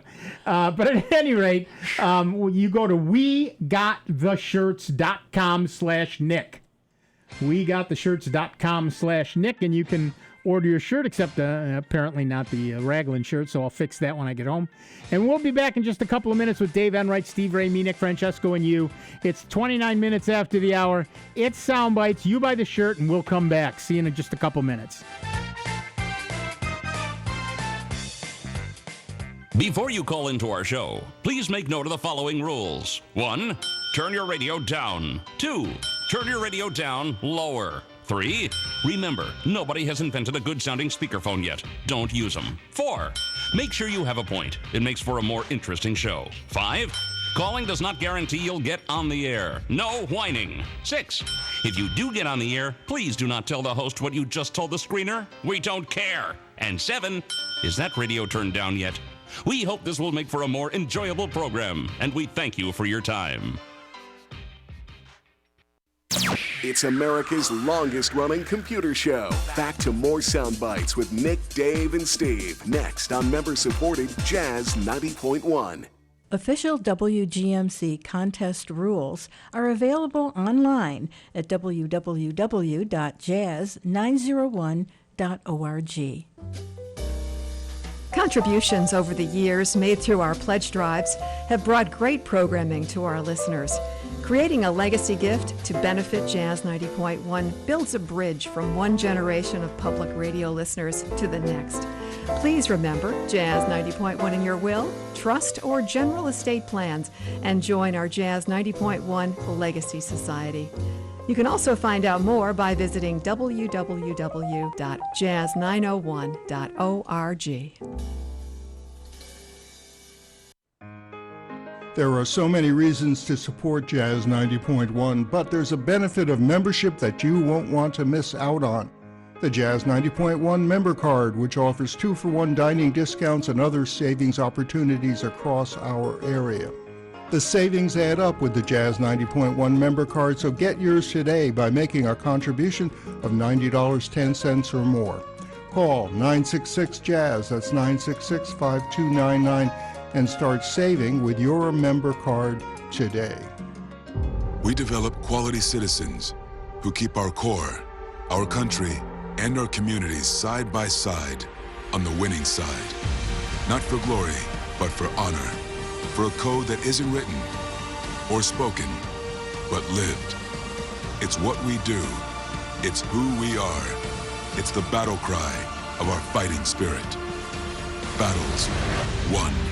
See all the battles Marines fight to win at marines.com. Hello, this is evening host Mike Velasquez. Please join me every Monday night for Jazz Horizons at our new time, 8 p.m. to midnight, here at member-supported Jazz 90.1. Hi, I'm Brooke Shields. I've had a lot of different jobs in my career, but the most important one is being a mom. I'm teaching my daughters to be independent and navigate their own life journey, and I'm protecting their future with life insurance. I want them to be okay if something ever happened to me. Protecting my family financially means everything. That's why I have life insurance. It's affordable and a smart thing to do for your family. Learn more at lifehappens.org. A public service message from the nonprofit Life Happens. Over 40 million people in the U.S. will experience a mental health condition this year. That's 1 in 5 of us. Many suffer in silence. They're your friends, neighbors, and loved ones. NAMI, the National Alliance on Mental Illness, provides life-changing support and education so that no one walks the path of mental illness alone. Show you care. Walk with us for mental health. To walk, sponsor, or volunteer, visit NAMIWalks.org. Dreaming of becoming a professional race car driver? Speeding around empty parking lots is a start, but going pro takes time. So does quitting smoking. It's not about stopping in one day. It's about starting with day one. You just need to take that first step. Get started on your journey toward a smoke-free life with the American Cancer Society. We'll give you the support and resources you need to quit smoking. The finish line is closer than you think. Learn more at cancer.org/smokeout. Smart lights, smart locks, smart thermostats. You love your new connected technology. And the Consumer Technology Association wants to help you protect the security of your devices. First, don't use default or easy-to-guess passwords. Create unique ones and keep them safe. Next, look for and install security updates from device manufacturers. Also, have an active firewall for your home router. And consider using a professional installer to set up your new devices. Easy tips from the Consumer Technology Association to help keep your devices secure. Over 40 million people in the U.S. will experience a mental health condition this year. That's 1 in 5 of us. Many suffer in silence. They're your friends, neighbors, and loved ones. NAMI, the National Alliance on Mental Illness, provides life-changing support and education so that no one walks the path of mental illness alone. Show you care. Walk with us for mental health. To walk, sponsor, or volunteer, visit NAMIWalks.org. Here's the latest Jazz 90.1 weather forecast. A summery weekend shaping up for Rochester, Western New York, and the Finger Lakes. Watch for a strong thunderstorm early on in the day on Saturday, signaling the arrival of warmer air. We'll have hazy sunshine later into the afternoon, the high temperature in the middle 80s. Tonight brings patchy clouds and moonlight, the overnight low temperature into the mid-60s. Intervals of clouds and sun for Sunday. A rogue thunderstorm not out of the question, but most stay rain-free on Sunday afternoon. Sunday's highs into the upper 80s, and we're closing in on 90 degrees by Monday. I'm meteorologist Josh Nichols for Jazz 90.1. And currently right now we've got some light rain, cloudy skies, 69 degrees out at the airport, and 70 here at member-supported Jazz 90.1. Hi, this is Phil Dodd. Please join me weekday afternoons from 1 to 4 right here on member-supported Jazz 90.1. Man, he's got to do something about that music. Tone it down. Go ahead. Welcome back, everybody. I'm Nick Francesco. I'm Dave Enright. And I'm Steve Ray. And at 36 minutes after the hour, we are Soundbites. Just wants everyone to know we're coming back. Yes, we're so back. So if you ran off during the sponsor break, you can hear that we're coming back. You can hear us from the refrigerator. Yeah. Exactly. Or the bathroom. It's a public service, really, when you get right down to it. Look, here's the thing about these shirts. Those of you who are listening over the internet during the week, and there are many hundreds of you who do, and we're delighted that you do, so thank you to each and every one of you. But you too can buy a shirt because these are fulfilled by Amazon, and they fulfill all over the world, so you should be able to buy the shirt pretty much anywhere you like. And although my one of the shirts, the marked safe from malware today shirt, was rejected by the UK version of Amazon. I was rejected. Why? I felt bad. Did it say why? No. What'd you do to tick them off? I have no idea. They didn't like it anyway. It's something from your CD past? Yeah, that must be It's coming to haunt you now? Well, that's a very long list. I'll tell you that right now. Yeah. I've told you there. Statute of limitations hasn't gone by on some of the things I've done. Anyway, you can give us a call, 585-966-JAZZ. That's 966-5299. Toll free 1-800-790-0415. And you can get your. Don't forget, we're having the party on the 31st. You can get your T-shirts at wegottheshirts.com/Nick. You can sign up for new designs as they become available. You can read the privacy policy about those email addresses. And if you are one of the many people who listens during the week, hopefully you'll listen to this early. If you're going to come to the party, we would love to have you from anywhere. Although it's unlikely that some of the people overseas are going to make it, but we would love to have you anyway. And if you can get here, and if you can get a shirt. Order it early because, like we said, although it is a prime thing, and so it will ship fast. It takes them time to make it because these are print on demand. Yeah. So it takes. They're not a stocked item. Right. I actually should get. I don't know that I should be telling people about these because I haven't seen one yet. Mine won't come till Monday. So my hope is that they're still very lovely things and that they look. Now, do these have a collar? Terrific. No, these are T-shirts.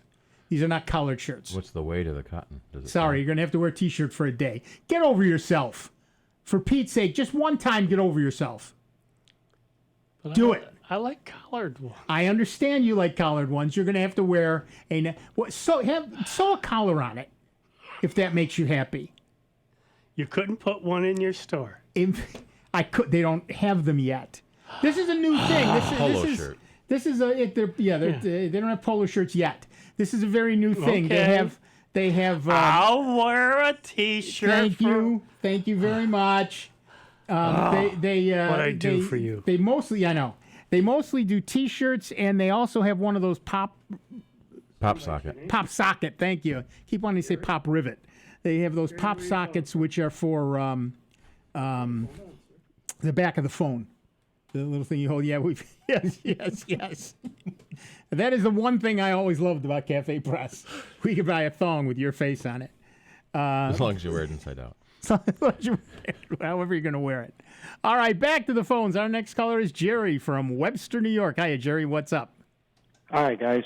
A question. I got a message the other day on my computer from Windows about doing a update for Windows 10, and it gave you an option you could install it now or wait and do it sometime later.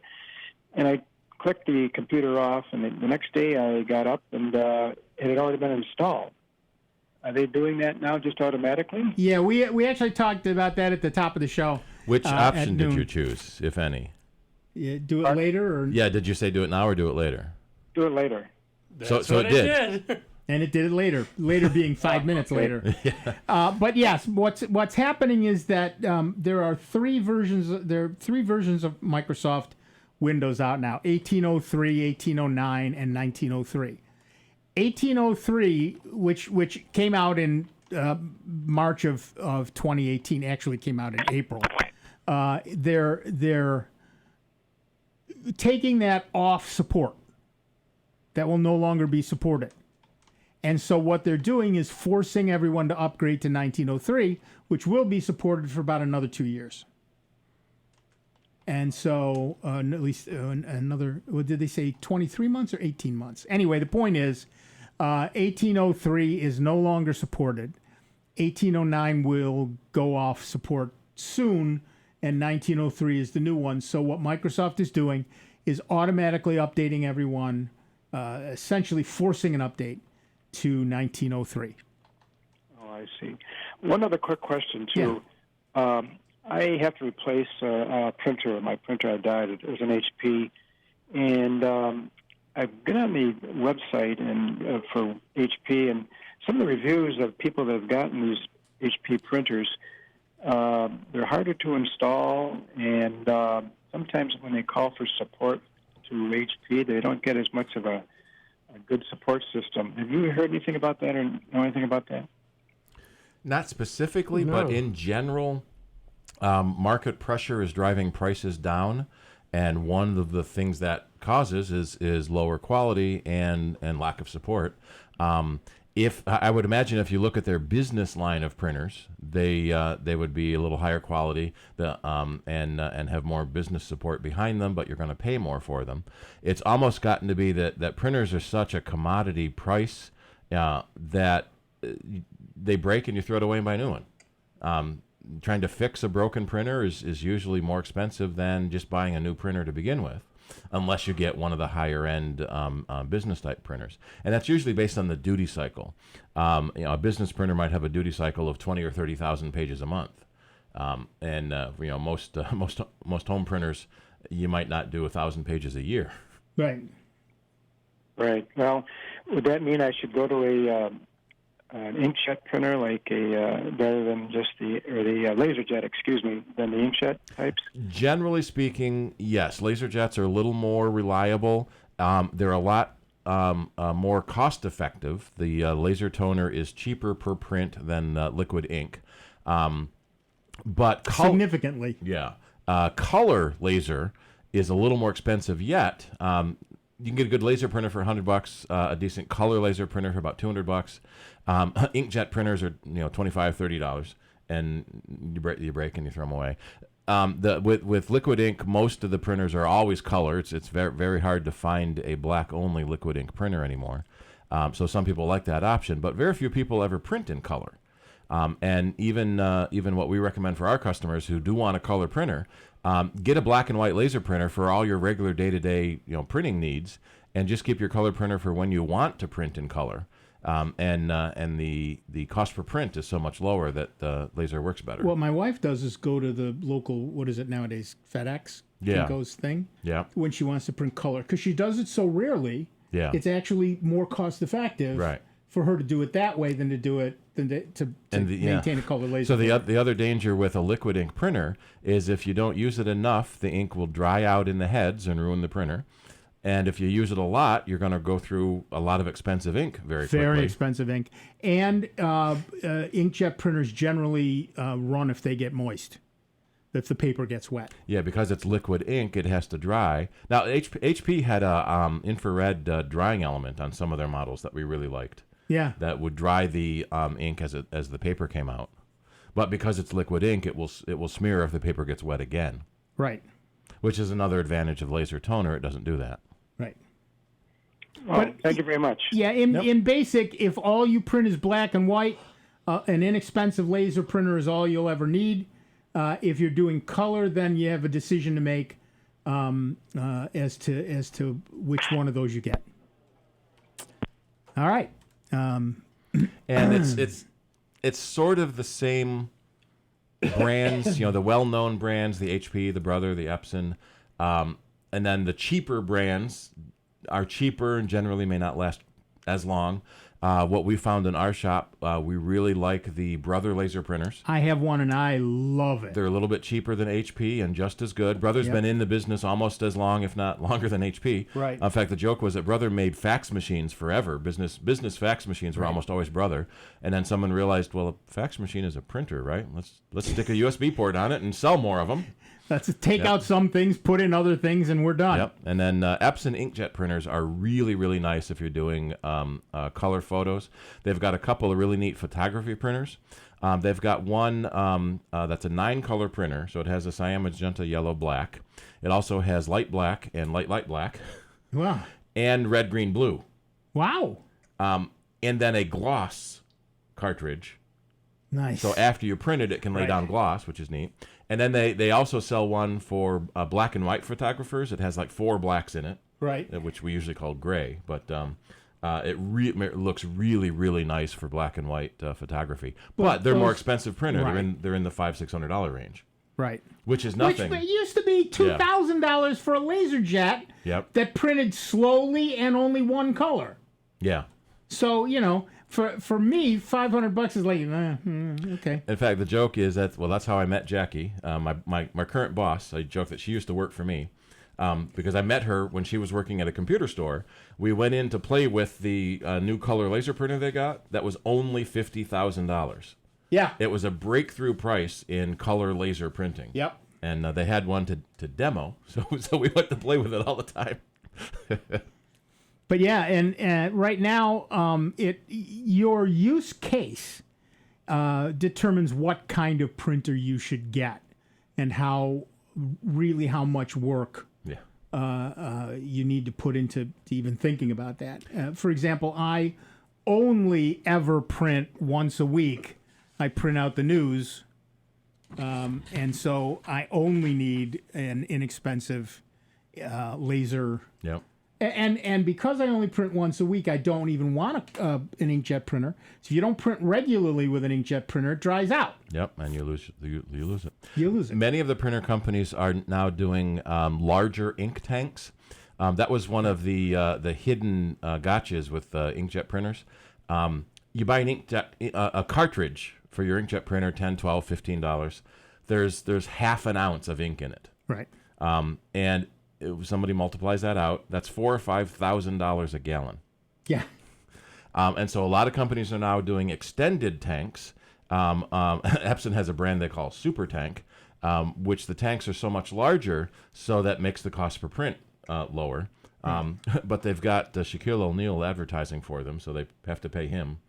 Yeah, and which means you're paying him. Yeah. Yeah. And so the ink tanks are much bigger, and a lot of the printers now will have a larger black cartridge than the colors. Right. Because most of the time you are going to print just in black and white. Right. If all you ever print is black and white, don't pay for a color printer. I'm serious. Don't pay for it. You're never going to use those colors, and eventually it's going to clog up and cause a problem. But again, if you print black and white, a laser printer is a much better option. It's a little more expensive to buy the printer, but in the long run, it's much, much, much cheaper for the toner than it is for the ink. The ink is probably the most expensive liquid you will ever in your life buy, ever. I was at a customer site once working on a computer, and he was printing a sign on his plotter. He had a 36-inch wide printer. And literally had gallon ink jugs for it. And he was like 4 or 5 feet into the print, and there was a font substitution, so he had to cancel it and start over again. So he just wasted 4 feet of ink and paper. And then he was like 4 feet into it again, and the paper ran out. Ouch! You didn't check before? So then as he's changing the paper roll, I said, "You better check those ink tanks. Yeah, you don't want to do this again." Yeah. Because you don't want to get a bubble in your ink, right? In the line, Then start all over again. All over again. We had another customer that they were a trade show company, and so they would print 300 or 400 signs for a trade show. Yep. And they used to have a 36-inch wide printer, and they printed 6-foot by 10-foot signs, so they had to do 2 strips on their 36-inch, 3-foot wide printer, and it took about 6 to 7 hours to print one sign. So we sold them a new printer that was 54 inches wide, so they actually went a little bit smaller. It used solid ink. We used to call those crayon jets. Oh, yeah. I love those. Instead of liquid ink, it was solid ink, and it came in hockey puck-sized things of ink. Yeah, right. They were cool. And they could print a sign in half an hour. Yeah. So they went from a 6-month lead time to a 6-week lead time, because instead of 6 hours per print, it was now half an hour per print. Right. But they still had to feed the printer every 6 or 7 hours of ink. Oh yeah. So they were mad because they couldn't let it run overnight because it would run out of ink in the middle of the night. Right. Well, okay, fine. Get a second printer. Get a set. Yeah. Well, and what was interesting is how much? I think that was only, 20 years ago. It was probably a $50,000 printer. Right. But yeah, it was 54 inch wide. You could put a 100-foot roll on it and just say print, and every few hours you drop another 4 pucks of each color ink into it. And those wax deposition printers didn't run. Yeah. If they got wet. Yep. Although they did have a problem, you couldn't fold them. Right. But when you're making signs, you roll up a sign anyway. You roll it, and that works. But yeah, so what printer you want and what you intend to do with it. Like I said, I have a Brother printer. It was a tad less expensive than an HP, and it's done yeoman service for me. It's been wonderful. I run everything through it. My wife runs labels through it. Again, we just as we found out last week when there were still labels in the printer. When there was the labels in the printer, and I printed out one of the news stories on a label thing. Yep. But yeah, so which printer you have and how you use it. I really would like a color laser printer for my wife. The stuff that some of the stuff she does, and those aren't terribly expensive anymore. Comparatively, they're just not. And one thing we've seen is printers are getting physically smaller. Right. So now even laser printers, you used to get 5,000 or 6,000 prints out of a toner cartridge. Now you might get 1,500. Right. Because the cartridges are smaller. Right. So actually the cost per print has gone up a little bit because now the cartridges are smaller, but it's still much lower than liquid ink. Right. Of course, if you do want a high quality photographic laser printer, you're going to be in the couple $1,000 range. Well, right. It depends on your use case, and if you want that high quality photorealistic look, then you're willing to pay for it because it's the thing you need. I get that. If you're an advertising agency or whatever, right. Your work depends upon it, or you're a photographer and you're doing that sort of, absolutely, that makes sense. But you're in now. That's a business decision. Yeah. That's not a person decision, right? So, as a person, I might not want to spend more than $100 for a printer.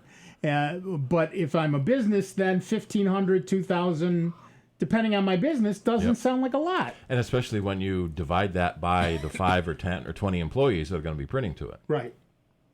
Yeah, it's all driven by your need and what your business demands. If you need that color to make it an impression, to make a sale or anything else, that's where it's going to drive it. But for home use, no. And the other big jump is if you want to go to 11 by 17 paper. Right. Yeah. Which is handy because then you can print 2 8.5 by 11s, cut it in half, or even do double-sided. Some sort of folding. Yeah. So there's lots of choices out there, and you pay depending on what it is that you intend to Pay get. by your needs. Yep. Yeah. And they get physically big. We had a customer last week wanted a color, laser, all-in-one print, copy, scan, fax, but he didn't like how big it was. Yeah. Well, you put all that features in it, and Yeah, it's gonna be that There's big. there's gonna be some room there that needs to be taken up. Takes up some real estate. Hello. Yeah, take off the It's fax. still smaller than the- probably if he had gotten it 15, 20 years ago. Mm-hmm. Yeah, when you add that copier function on it, and then the auto sheet feeder. No, used to be the Apple Color laser writer. You could put the auto sheet feeder. You could put 6 paper trays on it, and it was like 6 feet tall when it was done. Yep. And the shorter people had trouble reaching the output tray. I remember those days. All right, that's it. That music tells us that we've wasted another couple of hours of our lives all together here with this show. I want to thank everyone who called in. And don't go away. George is coming in to play the best German music you'll hear all week. Michael's here to keep him on the straight and narrow. It's 55 minutes after the hour. Listen, don't forget, pick up your T-shirt soon. WeGotTheShirts.com/Nick because it takes a while for you to get them. And that shirt is limited edition. It's going to go away after the anniversary. So get your shirt now, and we'll see you RSVP, and we will see you on the 31st. Be good to one another this week, will you? See you in 166 hours. Hi, I'm Brooke Shields. I've had a lot of different jobs in my career, but the most important one is being a mom. I'm teaching my daughters to be independent